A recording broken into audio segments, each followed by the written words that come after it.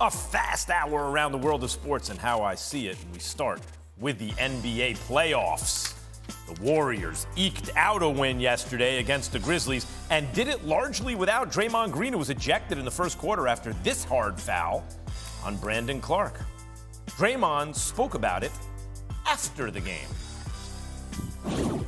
I think tonight was probably a reputation thing more so than a hard foul. By definition, if we go through the definition of a flagrant 2 foul, I'm not sure that play would quite be the definition of a flagrant foul. I'm not sure it would meet that criteria.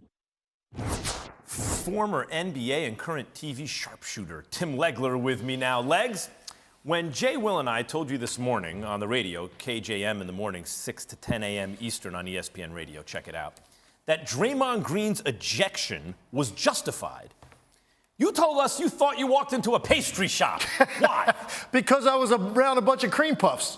That's what I smelled cream puffs. I heard cream puffs.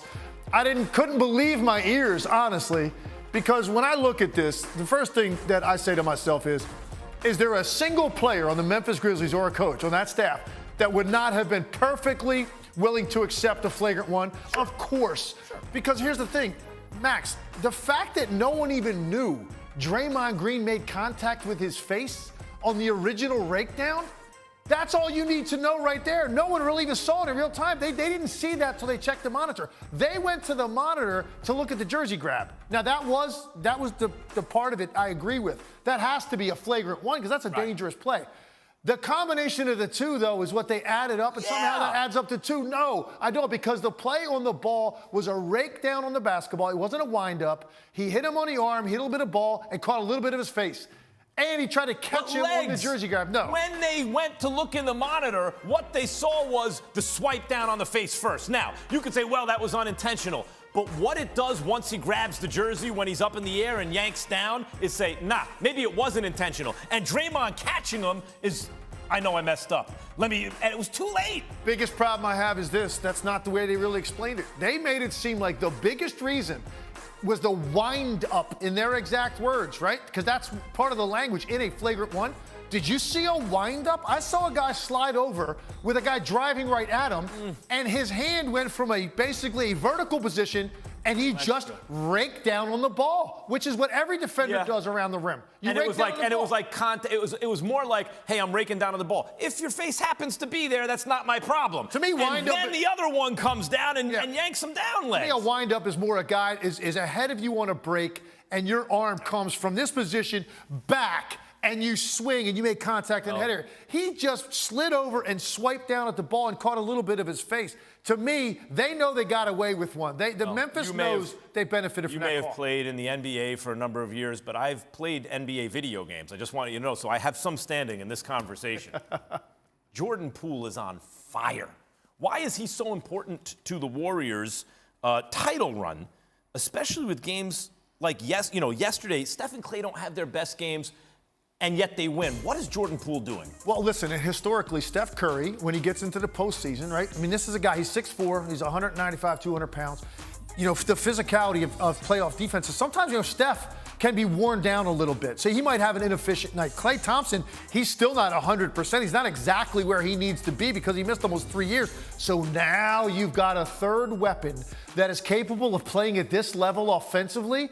It's almost too much for any team to defend against because 2 of those 3 guys, pretty sure, are going to play very well every night, if not great. And Jordan Poole is playing like an elite offensive player in this league at the most important time of the year. So there's just too many answers for what you have defensively to throw at this team. He was getting cooked by Ja on defense, right? Like, he couldn't defend Ja, but then Klay in the moments of truth could. The Warriors are looking pretty tough, and that's without Klay and Steph playing very well most of that game. After sweeping the Nets, the Celtics may have met their match with Milwaukee. Giannis' triple-double led the Bucks to a Game 1 win at Boston without Chris Middleton.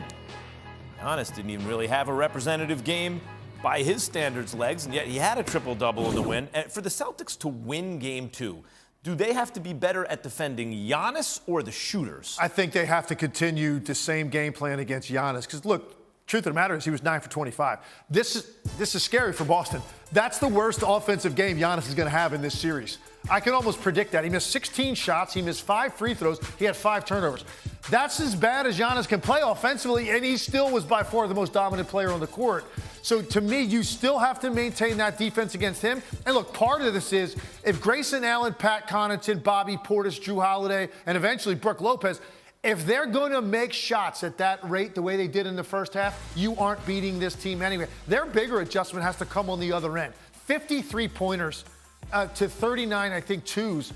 That's a terrible ratio for the Boston Celtics. They've got to get more in the mid-range. And at three, I know it's hard because of the length that Milwaukee presents. I was going to ask you about the Celtics, but I actually have another video game question to ask you because what the hell do I know other than that, right? Legs, if you ever played Madden in franchise mode, you win the Super Bowl, and then the next season, if you're that much of a degenerate, right, all your players are better. Because they all get extra points because they won. They have, a 95 from a 91 because they won the Super Bowl. There's something that happened to the Bucks to me when they won that championship. They were super lucky that Kyrie and Harden were hurt last year, right? Or they get wiped by the Nets. They were getting killed by the Nets. But they did get lucky, and they did get hurt, and the Bucks did win, and they went on to win it all. And Giannis scored 50 Finals MVP. Legs, it feels like they took that experience, and now they can win without Middleton, and now they can win when Giannis doesn't have his best game. And it feels like Giannis is the best player in the world, so we're the most whatever you want to say, and the Bucks are hard to beat because of it. Yeah, they are, and that's why I think literally probably a month ago, maybe 2 months ago, I looked at the Bucks and said, this is the team I'm expecting to be in the finals because of him primarily. And look, last year, what you're referencing, the most important thing about that, it was a psychological breakthrough for Giannis Antetokounmpo to play that well under pressure, particularly at I call them the finesse parts of the game. Go make 17 out of 19 from the line in the most important game of your life when it's such a weakness for you. He was able to do it. He comes back this season. He's added a turnaround jumper in the post. He's added a mid-range that's much more reliable. So he's gotten actually better. But for me, it's the psychology of winning. That's what Giannis needed, that breakthrough. And now those guys know not only do we have the biggest physical freak in the league on our team, we also now have a guy that between the ears is not going to doubt himself in important moments. When you have all that, you've got a team equipped to win it. Not the same guy that Toronto beat. It's a new guy now. More with Legs a little bit later. The NFL draft is in the books. And one of the eye-catching first-round picks was the Steelers taking quarterback Kenny Pickett.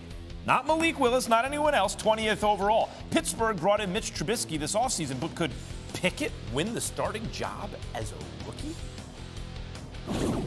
He certainly has a chance, and I agree with that sentiment that of his readiness from a professional perspective. It was two